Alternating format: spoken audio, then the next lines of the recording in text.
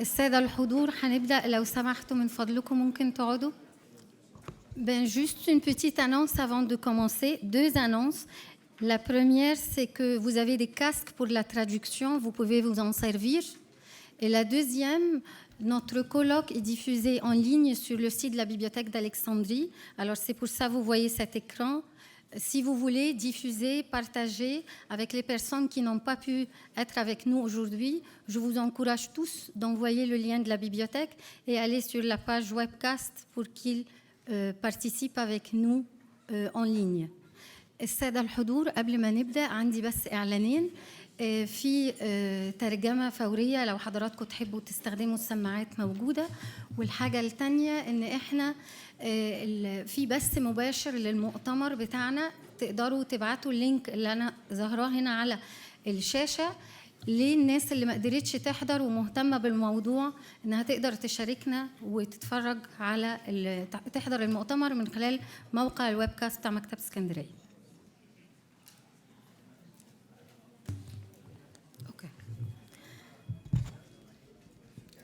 Monsieur le directeur de la Bibliothèque Alexandrina, Monsieur l'ambassadeur de France en Égypte, Monsieur le président de l'Association du souvenir de Ferdinand de Lesseps et du canal de Suez, Madame la directrice du Centre d'études Alexandrine, Mesdames et Messieurs les représentants des corps diplomatiques au Caire et Alexandrie, la Chambre de commerce française, la Chambre de commerce française en Égypte, les élèves du lycée français Mission Laïque, chers distingués invités en vos noms et titres respectifs, Excellences, Mesdames et Messieurs. Vous êtes les bienvenus au Centre d'activités francophones de la Bibliothèque Alexandrina pour participer au colloque Le Canal de Suez, lieu des mémoires. C'est un grand plaisir pour le CAF de coopérer avec notre cher partenaire, l'Association du souvenir de Ferdinand de Lesseps et du canal de Suez pour l'organisation de ce deuxième colloque. Notre premier, avec l'association, était intitulé « Le canal de Suez, passé glorieux et avenir prometteur », a eu lieu en 2014 à l'occasion du 145e anniversaire de l'inauguration du canal de Suez. Et aussi, c'était pour célébrer la réalisation d'un autre rêve égyptien, à savoir le creusement du nouveau canal. C'était aussi une excellente opportunité de publier le livre Le Yacht Mahrousa, Périple du yacht royal, en français, ainsi que les actes du colloque, grâce à cette belle coopération et que vous avez aujourd'hui entre vos mains dans les sacs. Si vous n'avez pas encore pris, vous pouvez vous en servir à l'entrée de la salle. Comme vous le savez, 2019, c'est une année spéciale. C'est l'année culturelle France-Égypte où nous avons organisé ensemble beaucoup d'activités en coopération avec des établissements représentant nos deux pays afin de mettre en valeur les patrimoines culturels égyptiens et français, favoriser le dialogue interculturel et renforcer les échanges entre les scènes artistiques françaises et égyptiennes. Nous sommes rassemblés aujourd'hui à l'occasion du 150e anniversaire de l'inauguration du canal de Suez pour rendre accessible non seulement l'histoire, mais les mémoires multiples du canal de Suez, car le canal est indéniablement un lieu de mémoire, qu'elle soit heureuse, controversée ou partagée.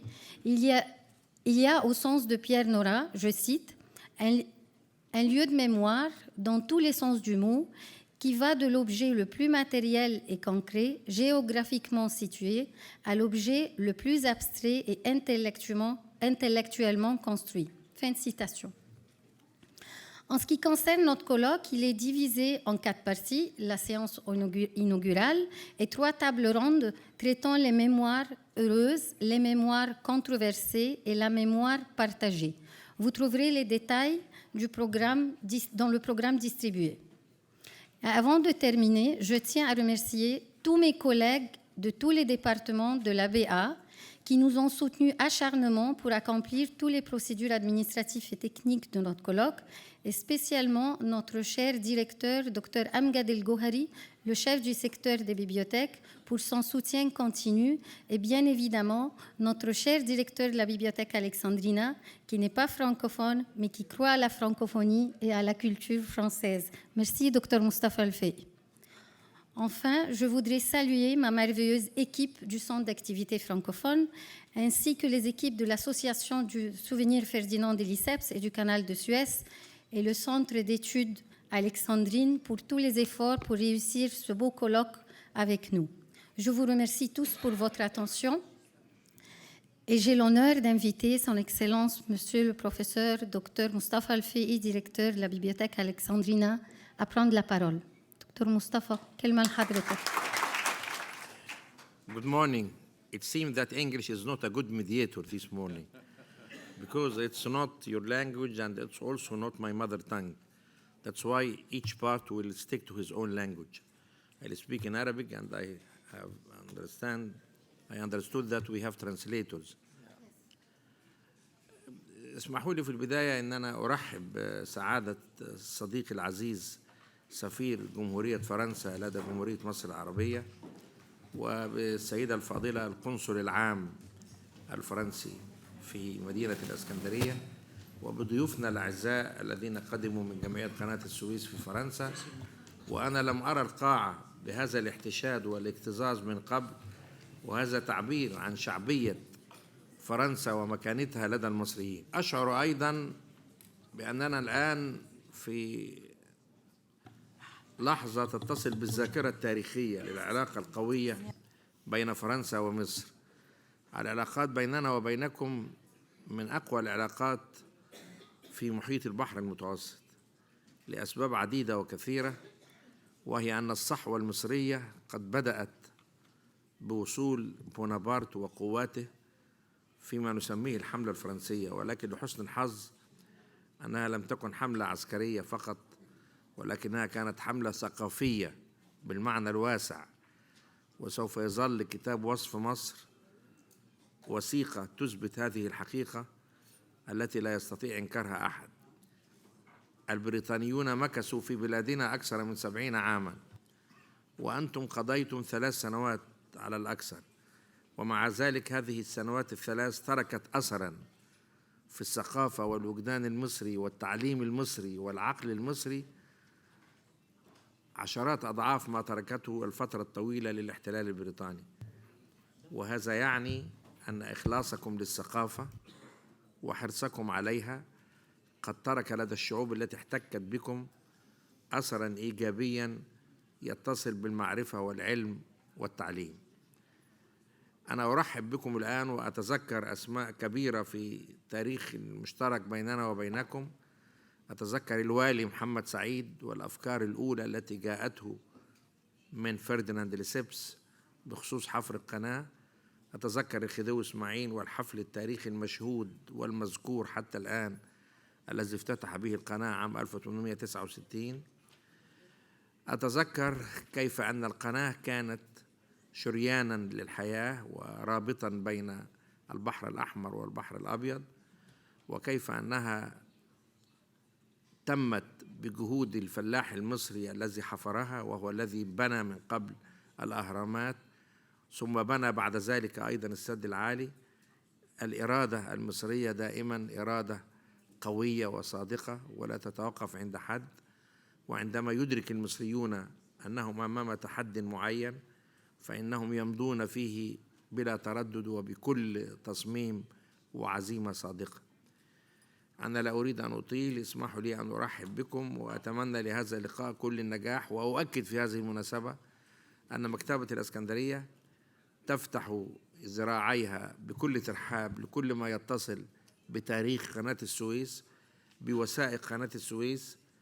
اتصل بي منذ عدة شهور السفير إيهاب بدوي سفير مصر في فرنسا، وقال لي أن بعض من مسؤولين في جمعياتكم أجرى اتصالا به، وأن هناك وثائق يمكن أن تأتي للمكتبة ولو كزائرة لفترة معينة لأننا نريد أن نحيي ذلك التراث وأن يشعر الجميع بأن حفر قناة السويس لم يكن عملا إنشائيا فقط، ولكنه كان تحولا ثقافيا في العقلية المصرية وفي العلاقات مع فرنسا تحديدا. فرنسا نابليون، فرنسا شارل دي جول، فرنسا فرانسوا ميتران الذي عرفته عن قرب. إنني أريد أن أقول لكم إن التحية والترحيب بكم لا تكفي. وأنا متذكر أن الرئيس فرانسوا ميتران قال في إحدى خطبه، وكنت حاضرا مع الرئيس الأسبق مبارك في حفل على شرفه، قال إن العلاقات المصرية الفرنسية لا تبدأ ببونابرت وشامبليون ولا تنتهي بدليدا ويوسف شاهين، إنها أكبر من ذلك وأعمق. وهذا دليل على أن الإطار الثقافي للعلاقات بيننا وبينكم هو إطار متين وقوي ومستمر. تحية لكم وترحيبا بكم، وأرجو أن تعلموا أننا معكم في كل المناسبات وبلا تردد. شكرا لكم. Et j'ai l'honneur d'inviter Son Excellence Monsieur Stéphane Romaté, ambassadeur de France en Égypte, à prendre la parole. Et je tiens franchement à vous remercier pour votre soutien, pour votre présence toujours. À chaque fois qu'on vous invite, vous êtes toujours là, à notre côté, pour nous soutenir. Merci infiniment, Votre Excellence. Merci beaucoup. Merci beaucoup, cher Marois. Mais vous savez, il ne faut pas beaucoup de... comment dirais-je, il faut pas beaucoup de... Comment commencer? Tous les prétextes pour venir à Alexandrie sont bons. Ouais. Venir quitter le Caire pour venir dans cette ville magique, mythique, tous les prétextes sont les bons. Et donc ce colloque, évidemment, nous l'attendions. Et vraiment, c'est pour moi un très grand plaisir. D'abord, un très grand plaisir d'accueillir Dr Mustapha ce matin, le remercier pour sa présence, toujours fidèle. C'est un ami fidèle de la France, même si il comprend bien notre langue, mais il ne la parle pas encore. Hein. Mais à chaque fois, Dr Mustapha, vous répondez à l'appel dès que nous vous sollicitons et dès que nous avons des activités ici que nous souhaitons organiser à la Biblioteca. Et donc, je voulais vous remercier avec une particulière chaleur et une particulière amitié pour votre accueil ce matin. Féliciter aussi, évidemment, Marois et le Centre des activités francophones. Vous savez, Marois vient de publier son premier ouvrage sur l'histoire du cinéma égyptien et en français. Et je vous recommande vivement la lecture de cet ouvrage, car je crois que c'est le premier ouvrage de ce type qui a jamais été publié en Égypte, et je voulais le signaler. Je voulais aussi évidemment vous remercier tous de participer nombreux à ce colloque sur le canal de Suez. Nous y voilà enfin. Ça fait maintenant des mois et des mois que nous préparons ce colloque, et je voulais évidemment remercier l'association du souvenir de Ferdinand de Lesseps et du canal de Suez, qui est, avec le Centre des activités francophones, l'opérateur de cette rencontre.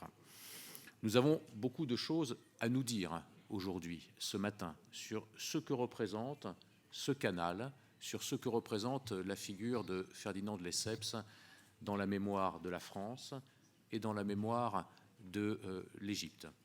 Et je crois que vous avez eu raison de dire que, d'intituler votre colloque « Lieu de mémoire », mais de aussitôt indiquer que ce sont des mémoires partagées. Ce ne sont pas exactement les mêmes, et j'y reviendrai dans un instant. En tout cas, Dr Mustapha l'a rappelé, ce colloque s'insère dans une année particulière, et Marois l'a aussi dit, c'est une année culturelle franco-égyptienne. De longue date, nous étions dit que 150 ans, c'est quand même un bel anniversaire, et que nous ne pouvons pas laisser passer cette occasion sans organiser, sans structurer, sans construire quelque chose entre la France et l'Égypte. Et donc depuis maintenant des mois et des mois, nous travaillons à cette année culturelle France-Égypte pour commémorer ce qu'a représenté symboliquement, politiquement, diplomatiquement, économiquement cette réalisation qu'a été le canal de Suez, et j'y reviendrai en quelques mots. Et donc ce colloque s'insère dans toute cette série de manifestations que nous avons lancées il y a maintenant un an, manifestations dans le domaine culturel, manifestations dans le domaine économique, dans le domaine historique et académique. C'est ce colloque aujourd'hui. Et d'une façon générale, tout ce qui, depuis un an, a pu être construit pour rapprocher davantage, notamment sur le plan culturel, la France et l'Égypte. C'est une aventure ancienne vous avez eu raison de faire référence à l'expédition d'Égypte, monsieur le docteur Mustapha. Et d'ailleurs, en lisant récemment une biographie de Ferdinand de Lesseps, je me suis aperçu que, je ne le savais pas, j'ignorais ce fait, mais que le père de Ferdinand de Lesseps était commissaire général de l'expédition de Bonaparte. Il a participé à l'expédition de Bonaparte entre 1799 et 1801. Et donc Ferdinand de Lesseps avait déjà, à travers son père, cette mémoire, cette passion de l'Égypte qu'il a ensuite animée tout au long de sa carrière, lorsqu'il a d'abord été vice-consul au Caire, ensuite consul à Alexandrie, tu vois où ça peut mener, Sharjah Naïna, et ensuite, évidemment, le concepteur de ce projet fou, génial, dément, qu'a été la construction du canal de Suez. Je voulais juste, sans avoir la prétention de rentrer dans les débats historiques, ce sera l'objet de vos échanges tout à l'heure, vous dire juste, ça fait maintenant 2 ans que je suis ambassadeur en Égypte, que j'ai la chance de représenter la France dans ce pays, comment, à travers mon modeste point de vue, je peux vivre en quelque sorte ce que représente le canal de Suez dans la relation entre la France et l'Égypte. D'abord, premièrement, et ça me frappe beaucoup, c'est que nous avons une relation au canal, un rapport, une histoire vis-à-vis du canal de Suez qui n'est pas la même. Et je crois que ce sera l'intérêt de cette discussion que vous allez avoir, que nous allons avoir aujourd'hui, justement de confronter ces visions, cette vision du canal dans l'histoire de France, cette vision du canal dans l'histoire de l'Égypte. Pour la France, évidemment, le canal de Suez, ça a été l'une des grandes aventures du Second Empire constructeur, bâtisseur, à une époque où l'orientalisme était à la mode en France. Et c'est vrai que la France était très, très attirée par cette région du monde. Et de ce point de vue, l'extraordinaire aventure de Ferdinand de Lesseps s'insère bien dans cet esprit de l'époque, dans cet esprit bâtisseur, conquérant, dans cet esprit d'une France qui était très attirée par cette région du monde. Alors vous en discuterez aussi. Trouver un passage entre la Méditerranée et la mer Rouge a toujours été un rêve fou de l'humanité. Il y a eu un canal du temps de l'Antiquité pharaonique, il y a eu un canal du temps de l'Antiquité romaine. Et ensuite, ce lien a disparu, ensablé par le poids des siècles. Mais de tout temps, les hommes ont voulu rétablir ce lien pour tout simplement mettre en jonction la Méditerranée et la mer Rouge, mettre en jonction l'Europe et l'Asie. Et donc c'est porté par ce rêve un peu démentiel que Ferdinand de Lesseps a réalisé son projet. Il ne l'a pas fait tout seul, c'est l'œuvre presque d'une nation, ne serait-ce que par la manière dont ce canal a ensuite été financé. Mais ce qui me fascine dans l'histoire de ce canal, c'est la manière dont ce canal reste présent dans les mémoires françaises, entretenu en particulier par ces générations et ces générations d'ouvriers, de techniciens, d'ingénieurs qui ont participé à cette aventure du canal jusqu'à sa nationalisation en 1956. Et je pense que toutes ces générations, on en connaît un certain nombre de grandes figures, ont eu un rôle essentiel justement dans ce que vous disiez tout à l'heure, dans ce docteur Mustapha, dans ce qui a permis de rapprocher humainement la France et l'Égypte. Et cette aventure, cette épopée du canal qui a marqué tant de générations, je suis convaincu qu'elle continue à avoir un rôle essentiel dans ce qui a forgé le lien humain entre la France et l'Égypte. Et donc cette mémoire du canal, elle demeure, je crois, très, très vivace, comme étant une des grandes réalisations architecturales, ou d'infrastructures dont la France se targue avec fierté d'en avoir été l'inspiratrice et la réalisatrice. Et c'est vrai qu'il y a aussi, côté français, un peu un âge d'or, une espèce d'idéalisation de cette époque du canal de Suez. Je me souviens, là aussi, de ces discussions que nous pouvions avoir lorsque j'étais beaucoup plus jeune sur ce que... je me souviens parce que j'avais un membre de ma famille qui était lui aussi, comme d'autres membres de l'équipe de l'ambassade, et Jérôme Baconin qui est là, nous en fera tout à l'heure l'histoire. Mais je me souviens d'un membre de ma famille qui avait indirectement travaillé pour le canal de Suez et qui parlait de cette époque avec beaucoup d'émotion. Cette vie à Ismaïlia, ces quartiers à Port Saïd, ces quartiers à Suez, cette vie douce sur les bords du canal de Suez que tant de générations de Français ont connue tout au long du XXe siècle et jusqu'en 1956. Et donc je crois que ça a marqué des générations de Français. Et je vous le redis, je pense que ça a eu un rôle essentiel dans la mémoire que les Français ont à l'égard de l'Égypte et dans ce qu'a été et ce qu'est toujours cette passion française pour l'Égypte. Et quand on confronte cette mémoire avec la mémoire de l'Égypte, évidemment, les choses sont un petit peu différentes. Pour l'Égypte, nous sommes entre nous, nous pouvons nous parler librement. L'histoire du canal, elle commence en réalité en 1956. La période précédente fait partie, en quelque sorte, non pas d'une histoire que l'on cherche à occulter, ça n'est pas le cas, mais en tout cas ne fait pas partie de la narration de l'Égypte contemporaine. Pour les Égyptiens, c'est très clair, la mémoire du canal, l'histoire du canal, l'appropriation du canal, c'est 1956.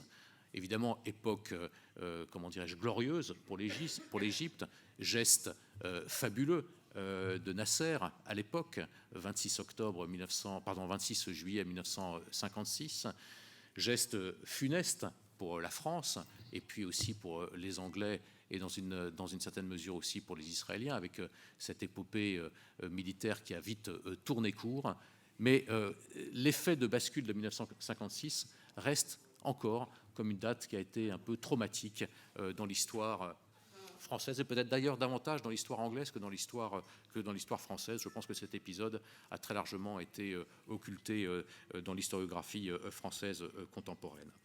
Mais ce qui me frappe beaucoup, c'est que quand on parle avec l'Égypte, certes, les 150 ans du canal de Suez évoquent quelque chose, mais l'histoire du canal de Suez, c'est véritablement une histoire qui commence beaucoup plus récemment, en 1956, et nous en comprenons bien évidemment les raisons.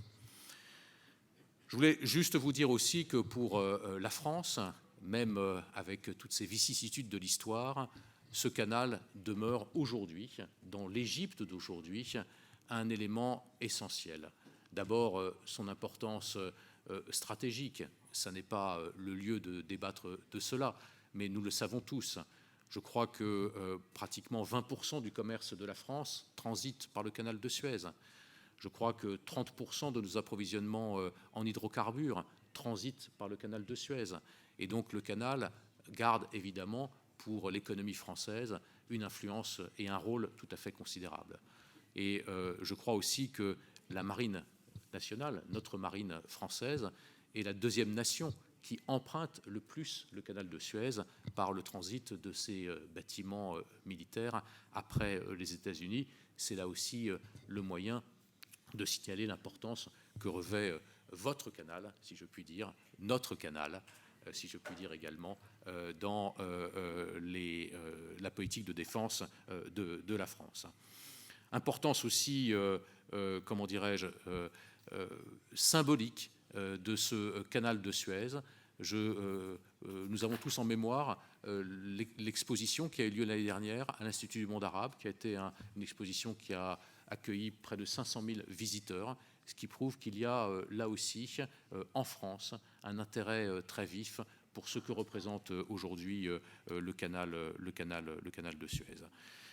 Et puis pour l'Égypte aujourd'hui, ce canal, c'est son lien vital, c'est une source majeure de son économie. Je crois qu'on a souvent tendance, même si c'est un peu abusif, à considérer que la première richesse de l'Égypte, c'est son canal de Suez à travers les revenus que vous engrangez à l'occasion de chacun de ces passages, des passages de navires. Et puis évidemment, ce qu'a représenté dans l'histoire la plus immédiate de l'Égypte, cet acte formidable qu'a été l'élargissement du canal de Suez, avec cette décision qui a été prise en 2014, un fait du prince en quelque sorte, le président Sisi qui décide l'élargissement du canal de Suez, et en mobilisant tous les moyens nécessaires, en peu de mois, je crois en 12 ou 15 mois, ce chantier gigantesque qui a été réalisé et qui permet évidemment, à travers la modernisation qu'a entraîné l'élargissement du canal de Suez, comment dirais-je, de faire en sorte que ce canal puisse répondre à la croissance du trafic international. Voilà ce que je voulais vous dire en peu de mots.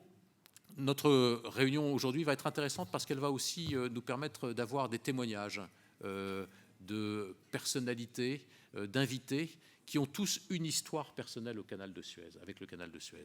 Et je crois que c'est ça l'intérêt de ce colloque, c'est au-delà de la réalité historique, des mémoires partagées ou parfois confrontées, qui peuvent être celles de la France et de l'Égypte, c'est aussi de faire parler et d'entendre ceux qui ont une histoire personnelle à raconter sur ce canal de Suez. Voilà les quelques propos d'introduction que je voulais partager avec vous ce matin, en vous remerciant à nouveau, Dr Mostafa, en remerciant l'association à travers son président, M. Chambol, à travers sa directrice, Mme Adrien. Très bons travaux ce matin, cet après-midi. En tout cas, moi, je suis heureux de passer une grande partie de cette journée avec vous et d'entendre ce que ce canal signifie à la fois pour chacun d'entre nous, pour la France, pour l'Égypte, ce lien indissoluble qui a tissé cette relation entre nos deux pays. Merci, Monsieur le Président. Merci, Excellence, pour votre mot très enrichissant sur notre canal du Suez. C'est vraiment le nôtre. Je vous remercie aussi d'avoir fait la promotion de mon livre, et c'est gentil. J'ai le plaisir d'inviter M. Thierry Chambol, le président de l'Association du souvenir de Ferdinand de Lesseps et du canal de Suez, à prendre la parole. Et je tiens aussi à le remercier pour les échanges et le travail qu'on a fait depuis quelques mois pour organiser ce colloque. Et c'est vraiment toujours un plaisir de travailler avec vous. La parole est à vous. Merci, Marois. Monsieur le directeur général, monsieur l'ambassadeur, madame la directrice du CAELEX, cher Marois, c'est un plaisir d'être ici dans la bibliothèque alexandrine avec vous et de nous sentir dans un climat de chaleur et d'amitié. Je voudrais souligner aussi le plaisir que j'ai d'être avec de nombreux adhérents de notre association, le souvenir de Ferdinand de Lesseps et du canal de Suez, puisque nous sommes une quarantaine à avoir fait le déplacement pour ce grand événement du 150e anniversaire de la mise en service du canal de Suez. Je suis très heureux aussi de l'idée de Marois d'inviter des élèves de classe d'Alexandrie. En France, je me plains toujours parce que quand j'interroge des enfants, enfin je les interroge, je questionne des enfants de 10 à 12 ans, c'est à peine s'ils ont gardé le souvenir de Ferdinand de Lesseps. Alors vous comprenez que pour le président du souvenir de Ferdinand de Lesseps, c'est une sorte d'arrache-cœur. Donc c'est une excellente initiative et cette salle est très bien composée. Alors, mes premiers mots seront des mots de remerciement, évidemment, pour le directeur général de la bibliothèque alexandrine. C'est un établissement prestigieux avec lequel nous avons de longues relations, puisque nous avons organisé déjà un colloque ici même, et parce que nous avons partagé également des archives de mémoire du monde de l'UNESCO. Et donc, nous avons vraiment un partenariat entre la bibliothèque alexandrine et notre association et que nous souhaitons toujours très actif, très vivant. Et ce colloque en est une nouvelle occasion. Je voudrais remercier aussi notre ambassadeur, M. Romaté, et ses collaborateurs, c'est Madame la consul d'Alexandrie, M. Baconin, ici présent, pour leur appui constant. Ils nous ont aidés pour l'organisation de colloques, mais pas seulement l'organisation de ce colloque. Et c'est pour nous un grand plaisir, une grande commodité d'avoir cette relation très amicale avec l'ambassade de France en Égypte, comme nous avons d'ailleurs une excellente relation avec l'ambassade d'Égypte en France. Alors, je voudrais dire très brièvement un mot du fondement de ce colloque que nous organisons ici. En fait, il est l'aboutissement de 3 ans de travaux de l'association qui ont été initiés par mon prédécesseur Arnaud Ramière de Fortagné et placés sous la direction scientifique de Philippe Joutard. Alors, Philippe Joutard est un historien, un ancien professeur, un ancien recteur, Et malheureusement, il n'est pas avec nous en raison de son âge et de sa santé, mais je lui ai rendu visite samedi. J'ai encore eu une conversation téléphonique avec lui avant-hier. Et donc, il est tout à fait désolé de ne pas être avec nous. Et il a rédigé un message qui sera lu par monsieur Yahya El-Sadr dans un moment, et dans lequel il explique effectivement la démarche de ces enquêtes orales que notre association a réalisées grâce à un trio composé d'Arnaud Ramière, de Christine Adrien et sous la direction scientifique de Philippe Joutard. C'était une excellente approche, un gros investissement de l'association, je dois dire, mais une excellente approche en ce sens que plutôt que de s'intéresser aux débats politiques, aux controverses qui ont pu exister, je dirais même d'ailleurs pendant la construction du canal, aux controverses qui ont existé entre l'Égypte et la Turquie et qui ont mis beaucoup de temps à se résoudre, puisque c'est seulement en 1866 que le firmament de concession a été approuvé par le sultan de la Sublime Porte ou de Constantinople. Donc au lieu de prendre une approche politique, on a pris l'approche de faire ressurgir en quelque sorte le ressenti de familles qui ont eu effectivement une histoire commune avec le canal. Et un ressenti d'ailleurs décanté par des décades et dont il ne reste plus au fond que les points forts, que les sentiments, et qui sont des sentiments qui sont parfois controversés, parfois très heureux, et que l'association a pour mission effectivement de réconcilier, de faire partager. Et donc, ce colloque, il est vraiment l'aboutissement de cette opération d'enquêtes orales qui a duré 3 ans. Et je voudrais remercier évidemment les organisateurs de ce colloque, notamment Philippe Joutard, que j'ai déjà nommé, mais également Bruno Chauffard-Ivard, qui est donc le premier vice-président de notre association, qui, avec l'appui de notre conseil scientifique, et en particulier de Yasmina Barbé-Boudard, a organisé ce colloque en liaison, évidemment, avec le CAELEX, dont je n'ai pas suffisamment dit qu'il a été le support très solide de ces enquêtes orales. Et je voudrais aussi citer le nom de Raymond Collet, qui doit être dans la salle, puisqu'il a, le voilà, qui a fait toute la partie d'images, de vidéos, de films, et qui en a fait des synthèses. Et ce travail vous sera présenté au cours du colloque. Il est extrêmement important. Alors, on a aussi quand même en France célébré donc ce 150e anniversaire, puisqu'il y a eu 3 expositions en réalité sur le canal de Suez, celle de l'Institut du monde arabe qu'on a déjà mentionné, mais également une exposition à Marseille, et nous avons avec nous la commissaire de cette exposition, Anne Blanchet, qui était à Marseille parce que Marseille a joué un rôle évidemment très important dans la construction du canal et a bénéficié énormément de cette construction pour le trafic maritime et l'activité économique. Et il y a même eu une exposition à Guilly, dans une petite ville de la France, au centre de la France, dans l'Indre, qui a été organisée par l'association qui gère ce musée et qui était surtout axée sur les ingénieurs qui ont fait le canal. Et je voudrais terminer sur ce point parce qu'on célèbre souvent Ferdinand de Lesseps et on a raison de célébrer la mémoire de ce promoteur du canal, mais il n'aurait rien réussi s'il n'avait avec lui des collaborateurs et en particulier des ingénieurs. Alors, je le dis en toute modestie, des ingénieurs qui sont un peu mes collègues puisqu'ils sont à la fois polytechniciens, ingénieurs des ponts et chaussées, comme je le suis.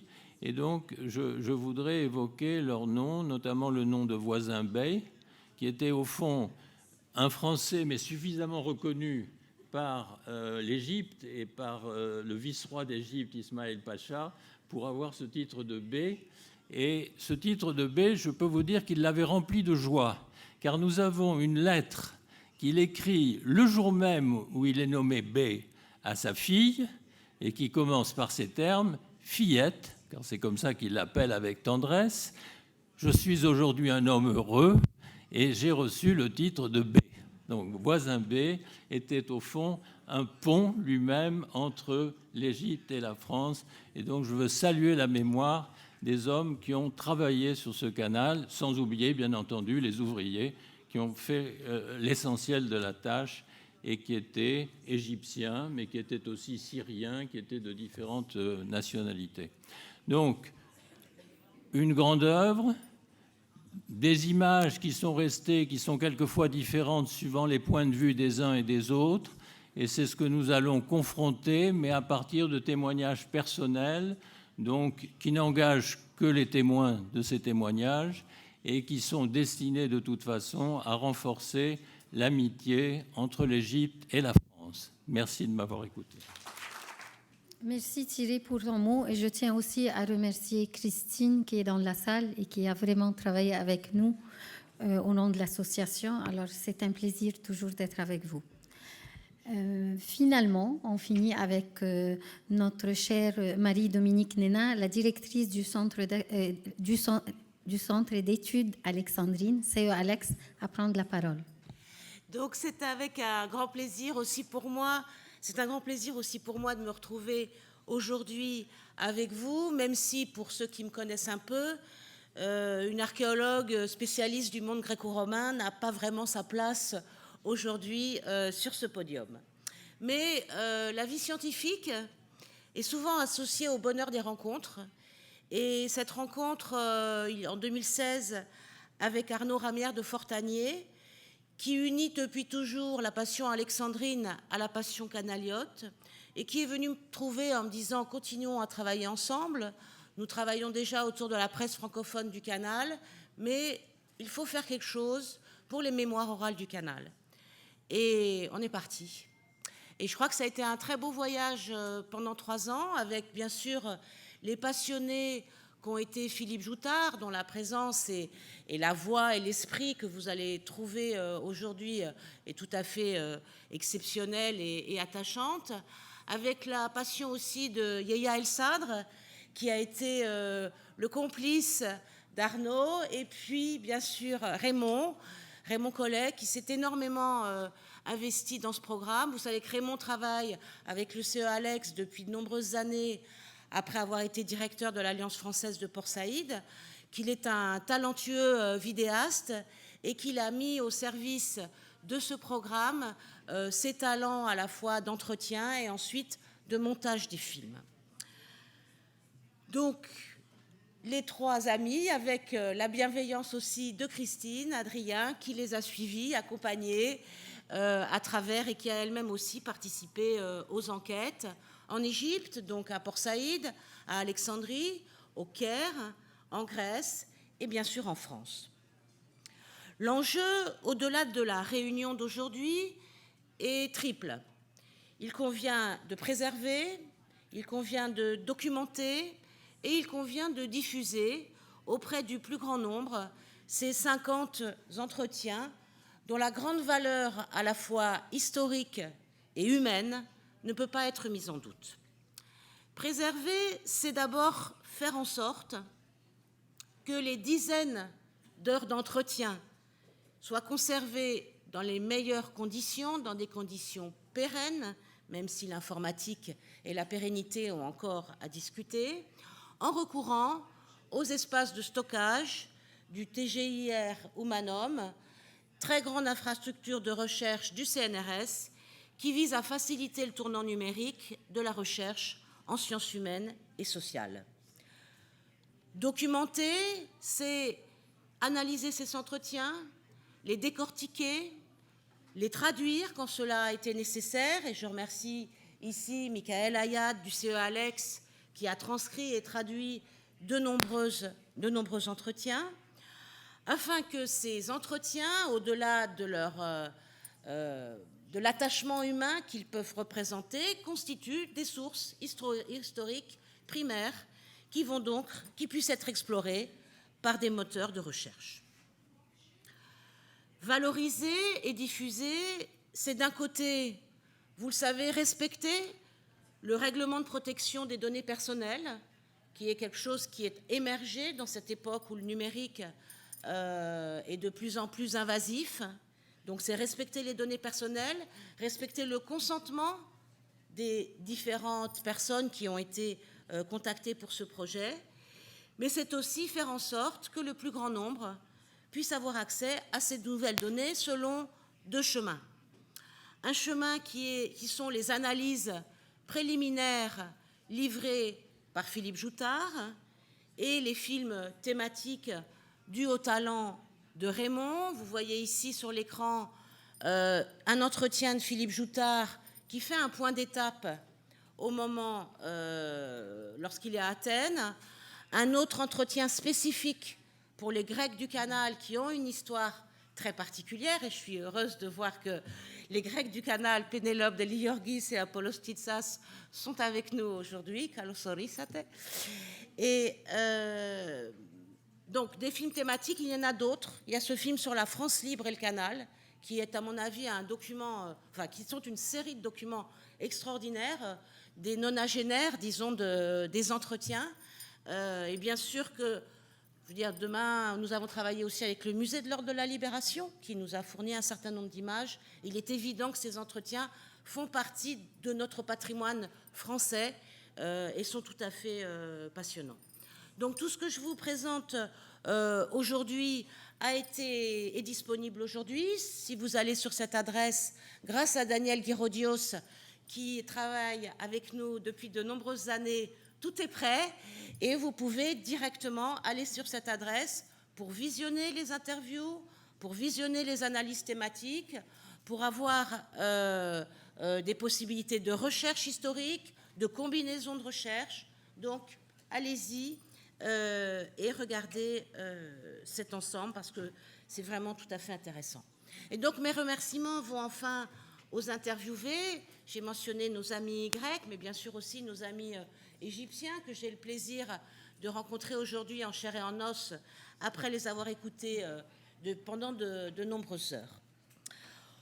Au vu de la recherche de la documentation réunie, on ne peut que former le vœu que ce programme d'entretien puisse se poursuivre grâce au soutien de l'association et du groupe NJ et se diriger vers les autres communautés, et principalement les communautés italiennes et maltaises qui sont parmi les acteurs indispensables de cette aventure du canal. Dans cette entreprise de valorisation, je vous invite aussi à partager pendant les jours qui viennent les 10e journées du patrimoine alexandrin et aussi, pour ceux qui restent quelques jours à Alexandrie, à visiter l'exposition que nous avons créée à l'Institut français d'Égypte autour de la presse francophone d'Alexandrie et des presses du canal. Je vous remercie. Merci Marie-Dominique pour votre discours, et je voulais aussi profiter pour vous dire qu'il y a 5 ans qu'on coopère avec ce Alex pour organiser et coopérer les Journées du patrimoine, et ce colloque fait partie de cette 10e édition. Alors n'hésitez pas à regarder le reste du programme parce qu'il y en a vraiment plein d'activités dans différents lieux à Alexandrie, comme Marido vient de dire. Je vous remercie tous. Je veux dire un petit mot hors programme. S'il vous plaît. Marouat, allez-y. Vous m'y autorisez ? Bien sûr. Je voudrais, pour remercier donc notre hôte, le directeur général de la Bibliothèque Alexandrina, lui faire cadeau de 2 ouvrages, après tout de 2 livres, puisque c'est une bibliothèque.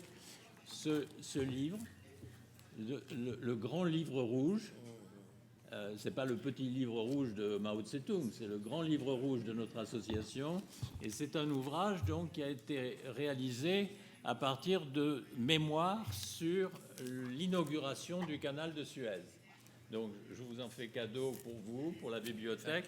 Et puis, un livre plus récent qui vient juste de sortir, qui sont les images, the pictures of the Suez Canal, les images du canal de Suez, qui a été rédigé par un membre de notre association, membre du conseil d'administration, et qui a fait sa thèse sur ce sujet, qui a d'ailleurs reçu le prix Gobi de l'Institut de France, de l'Académie française,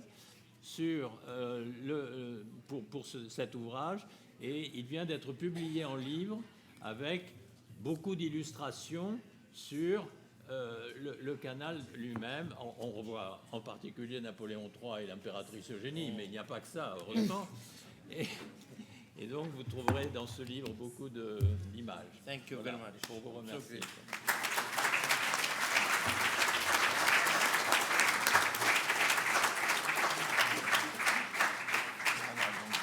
أنا من جانبي برضو أريد أن أطلب من زملائي أن يأتوني بكتاب ذاكرة القاهرة وذاكرة الإسكندرية، لأنهما كتابان لهما تأثير تاريخي لدينا، حتى تحتفظ في مكتبتكم بشيء من مكتبة الإسكندرية.